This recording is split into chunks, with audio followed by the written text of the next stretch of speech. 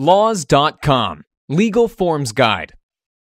Form 600 Corporation Tax Return. Corporations operating in Georgia can file their state income and net worth taxes owed by using a Form 600. The document can be obtained from the website of the Georgia Department of Revenue. Step 1. At the top of the form, give the dates for which you are filing and check the boxes next to all applicable statements about the return you are filing. Step 2. In Section A, give your federal employer identification number and corporate title name. Step 3. In Section B, give your state withholding tax account number and business address. Step 4.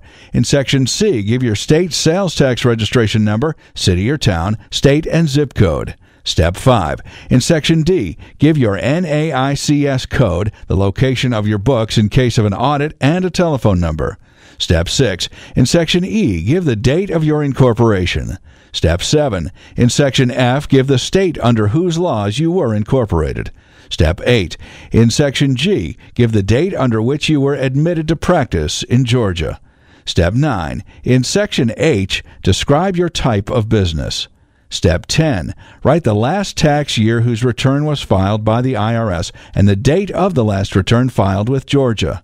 Step 11. Compute your state taxable income and tax due as instructed on lines 1 through 8 of Schedule 1.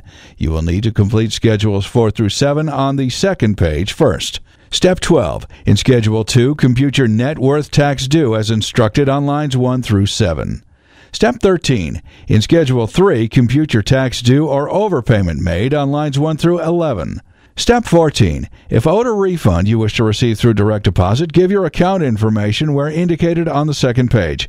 An officer should sign and date the bottom of this page, as well as providing their title. To watch more videos, please make sure to visit Laws.com.